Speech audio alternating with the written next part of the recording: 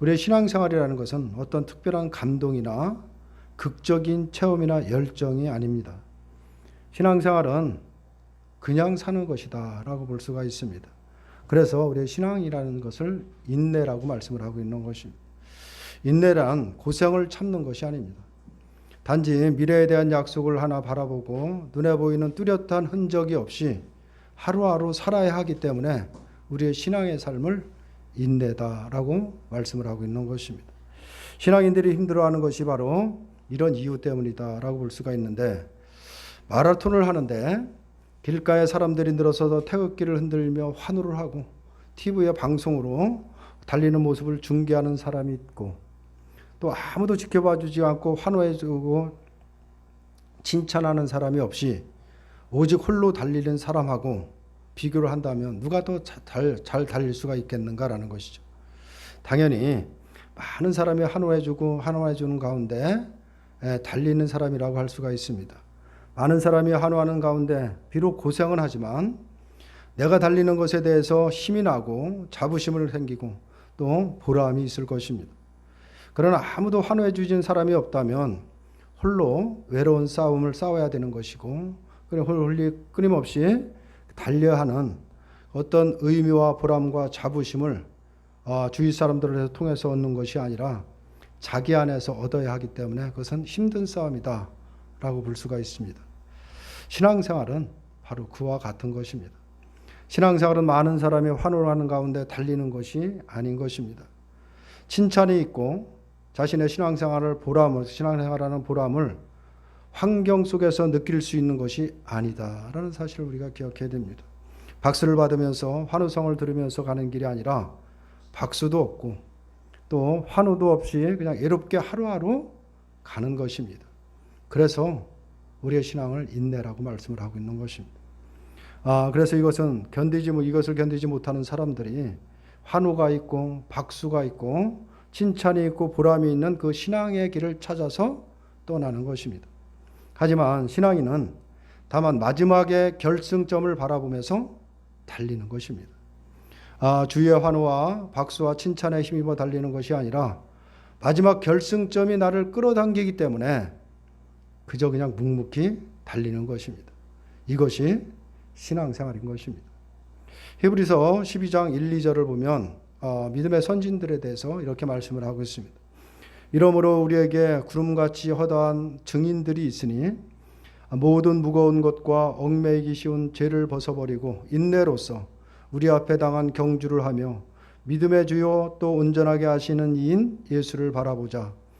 그는 그 앞에 있는 기쁨을 위하여 십자가를 참으사 부끄러움을 개의치 아니하시더니 하나님 보좌 우편에 앉으셨느니라 라고 말씀을 합니다. 우리에게 구름같이 허다한 증인들이 과연 누구일까라는 것이죠. 세상을 믿음으로 이겨난 사람들이다라는 것을 말씀을 합니다. 아브라함이나 모세나 또 이사야, 다니엘 등 믿음의 선진들이 있죠. 그들이 바로 우리의 증인으로 우리를 둘러싸고 있다라고 말씀을 하고 있는 것입니다. 우리 앞에서 우리보다 앞서서 이미 약속을 바라보며 홀로 이롭게 세상을 승리한 자들이 우리의 증인으로 우리를 둘러싸고 있다라는 것을 말씀을 하고 있습니다. 그래서 신앙인에게 힘이라는 것은 현재 내 주위를 둘러싼 환호성과 박수 소리가 아니라 이미 내 앞서서 약속을 바라보고 세상을 살았던 신앙인들이다 라고 볼 수가 있는 것입니다. 오늘 본문의 18절을 보면 이렇게 말씀을 하고 있습니다. 생각하건대 현재의 고난은 장차 우리에게 나타날 영광과 비교할 수 없도다 라는 말씀을 하고 있죠. 현재가 극복되어질 수 있는 것은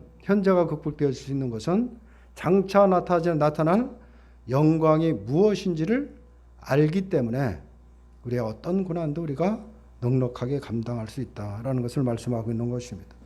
그런데 이것이 우리에게 쉬운 일이 아닌 것이죠.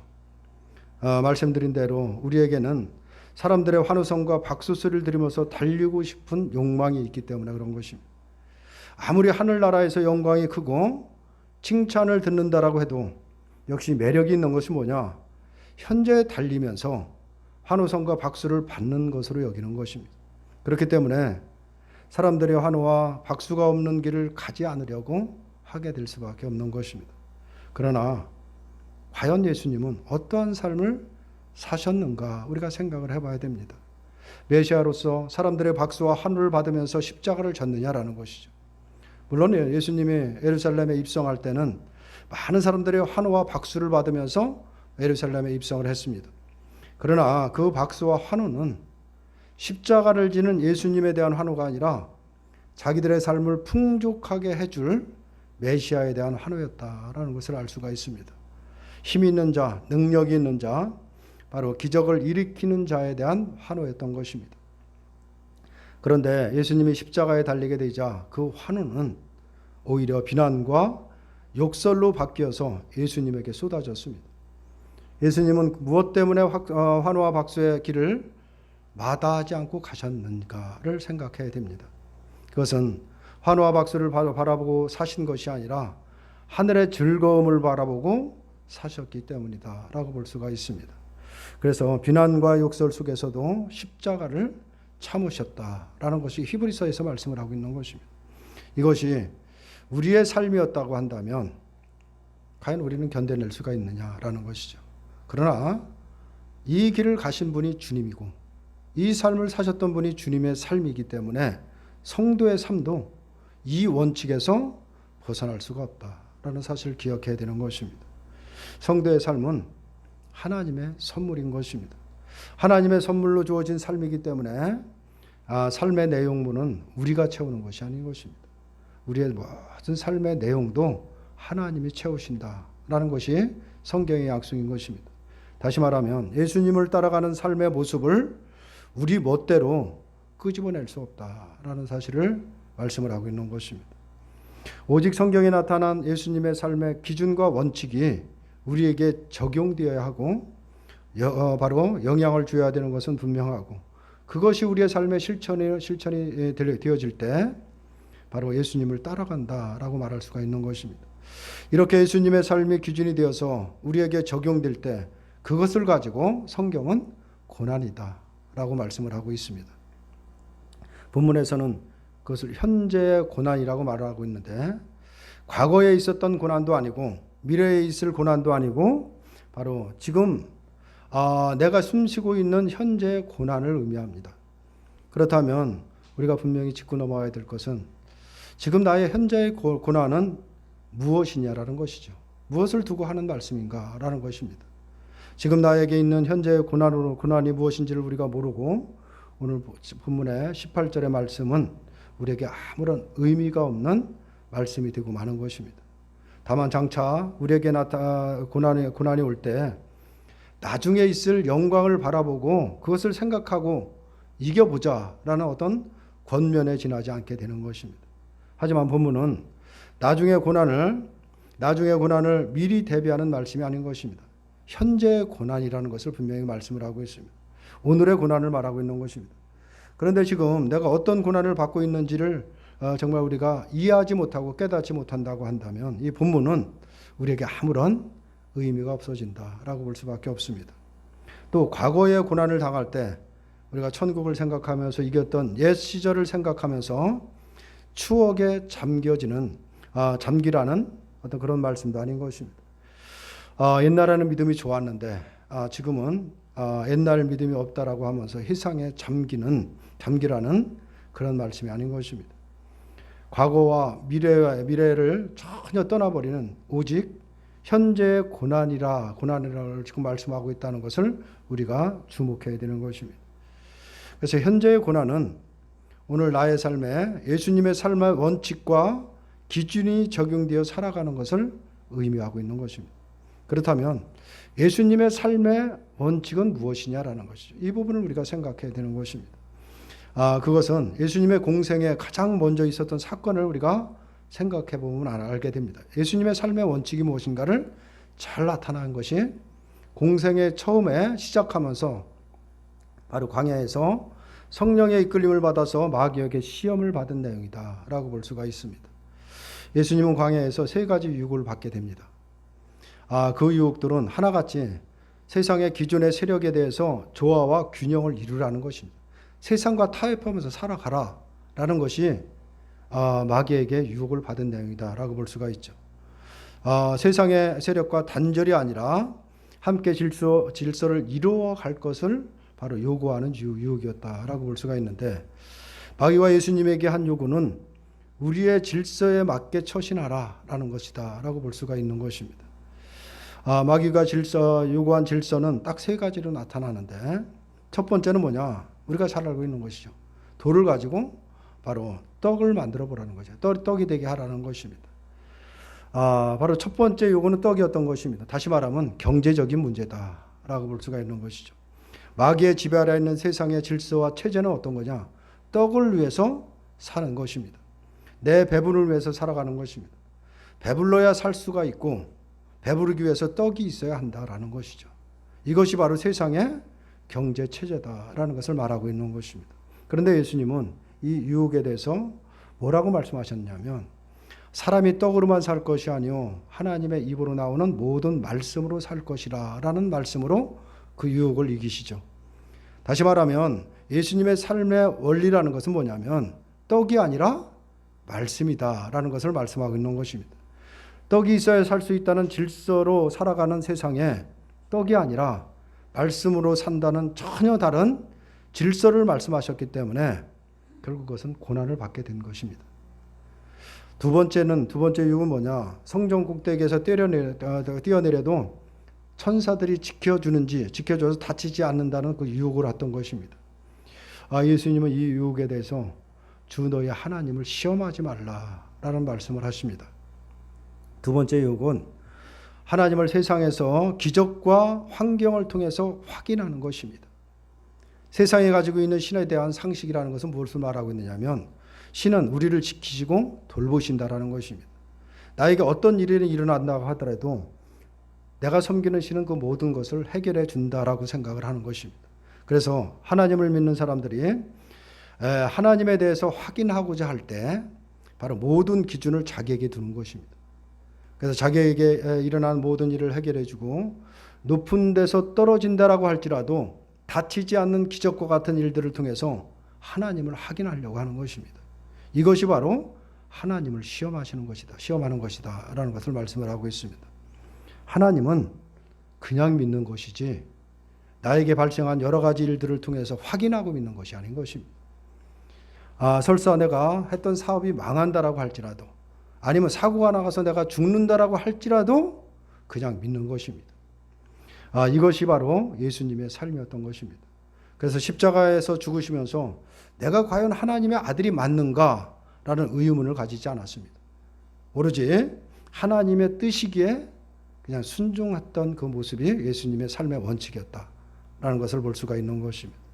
세 번째 유혹이 뭐냐?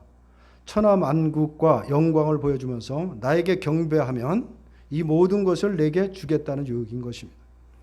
이 유혹에 대해서 예수님은 사단아 물러가라 기록되었으되 주 너희 하나님을 경배하고 다만 그를 섬기라 하였느니라 라고 이렇게 말씀을 하고 있습니다. 세상은 오직 자기 영광을 위해 존재하고 살아가는 것입니다. 자기 이름을 높이고 세상에서 환호와 박수를 받기를 원하며 살아가는 것입니다. 신을 찾는 것도 그 이유도 뭐냐? 결국은 자기 이름을 위해서 신을 찾는 것입니다. 이러한 세상에 예수님은 내 이름이나 영광은 관심이 없고 오직 하나님만 경배할 뿐이다 라고 이렇게 말씀을 합니다. 다시 말하면 자기 이름을 높이고 자기 영광에 관심을 두지 말고 하나님께 굴복하고 하나님만 섬기라는 것입니다. 예수님의 삶의 원칙은 이름에 유명하느냐, 그 이름이 유명하지 않느냐, 또 세상에서 얼마를 가졌느냐, 갖지 못했느냐라는 것은 중요한 것이 아닙니다. 중요한 것은 현재의 자리에서 오직 하나님만을 섬기고 있느냐가 중요하다라는 것을 말씀을 하고 있습니다. 이처럼 마귀의 유혹은 지금 세상의 질서와 체제에 합류하라는 것을 유혹하고 있는 것입니다. 돈을 위해 존재하는 메시아, 또 눈에 보이는 확실한 증거를 제시해 주는 메시아, 또 자기 이름과 자기 영광을 위해서 존재하는 메시아, 이런 메시아로 세상 속에 존재하기를 유혹을 했던 것입니다. 분명 이러한 메시아는 세상으로부터 환호와 박수를 받을 것은 분명합니다. 그러나 예수님은 철저하게 기존의 세상의 질서와 체제에 대해서 단절을 선언하셨다라고 볼 수가 있습니다. 그래서 세상으로부터 미움을 받을 수밖에 없는 것입니다. 그런데 17절에는 하나님의 자녀인 상속자와 함께 그리스도와 함께한 상속자다라고 이렇게 말씀을 하고 있죠. 그리고 그리스도와 함께한 상속자의 증거는 뭐냐? 그것이 고난이다라는 것을 말씀을 하고 있는데, 그 고난이란 몸의 고생을 의미하고 있는 것이 아닌 것입니다. 내가 살아가면서 내 뜻을 이루기 위해서 고생하는 것, 그것 때문에 고난만, 그런 것을 고난이라고 말하고 있는 것이 아닌 것입니다. 하나님의 뜻대로 주님이 원하시는 방향으로 하나님이 기뻐하시는 삶을 살라고 쫓아가다 보면 당연히 있을 수밖에 없는 그 고난을 말하고 있는 것입니다. 그리스도께서 당하신 유혹 속에 있는 것을, 그런 것을 고난이라고 말하는 것입니다. 그런데 그리스도의 삶의 원칙을 따라가지 않는 성도는 바로 그리스도와 같은 유혹이라는 것은 아예 없다라고 볼 수밖에 없는 것입니다. 왜냐하면 이미 세상의 질서와 원칙에 순응하고 살기 때문에 배부름을 위해서 사는 것, 말씀을 눈으로 확인하고자 하는 것, 또 자기 이름과 영광을 위해 사는 것은 당연하게 여기고 살아가기 때문에 그런 것입니다. 그렇기 때문에 유혹이라는 것은 사실 있을 수 없다라고 볼 수밖에 없는 것이죠. 배부름을 위해서 사는데 뭐 배부름의 유혹이 다가오겠느냐라는 것이죠. 그러나 그리스도의 삶의 원칙에 따라가는 하나님의 자녀라고 한다면은 배부름을 위해 살고자 하고 말씀을 실제 자기 눈으로 확인할 수 있는 증거물로 나타나기를 원하는 그런 유혹을 받을 수밖에 없는 것이고, 모든 사람들의 환호와 박수 속에서 자기 이름을 높아지고 영광을 받고자 하는 유혹을 받을 수밖에 없는 것입니다. 그런 유혹이 결국 그리스도와 함께한 고난이다라는 것을 말하고 있는 것입니다. 그런데 이 유혹을 우리가 이길 수 있느냐? 우리는 이길 수가 없다라고 볼 수밖에 없는 것이죠. 예수님은 오직 말씀을 소유하고 있기 때문에 모든 유혹을 말씀으로 이기셨습니다.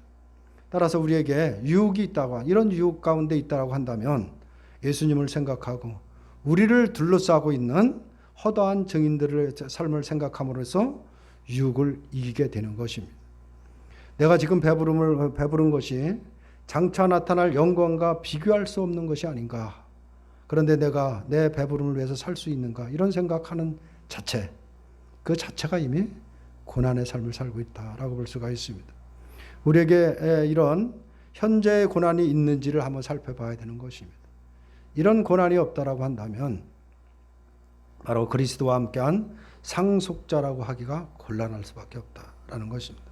근데 어쩌면 우리들의 삶을 보면 아예 그런 고난과는 전혀 관계없이, 그런 유혹과는 전혀 관계없이 세상에 당연하게 그냥 동화가 돼서 세상 사람처럼 살아가는 것이 우리들의 모습이 아닌가, 우리가 깊이 생각해야 되는 것입니다. 우리가 주님의 삶을 따라가고 주님의 삶 가운데 진정한 신앙생활을 우리 하고 있다고 한다면 예수님이 받은 그 유혹은 우리의 삶에서 있을 수밖에 없는 것입니다. 그렇기 때문에 우리의 삶이 고난이라는 것인데, 그 고난이 현재의 고난이다라는 것을 말씀을 하고 있는 것입니다. 왜냐하면 주님은 하나님의 자녀의 삶을 이 고난으로 채워가실 것이고, 그리스도와 함께한 상속자라고 한다면 반드시 그리스도께서 사셨던 고난의 삶의 원칙을 따라갈 것이기 때문에 그런 것입니다. 그런데 우리의 삶이 과연 어떤 삶을 살아가나, 고난 가운데 살아가나, 현재의 고난이 우리들에게 나타나고 있는지를 우리 깊이 생각을 해봐야 됩니다. 우리가 신앙인으로서 정말 주님의 뜻을 따르고 십자가의 길, 예수님이 가신 길을 우리가 따라간다라고 입으로만 고백할 것이 아니라 우리의 삶에서 진정한 그런 현재의 고난이 우리의 삶에서 나타나는지 한번 돌아보라는 본문의 말씀인 것입니다. 우리의 신앙의 삶을 한번 돌아보시는 저와 여러분들이 되시기를 주님의 이름으로 축원합니다.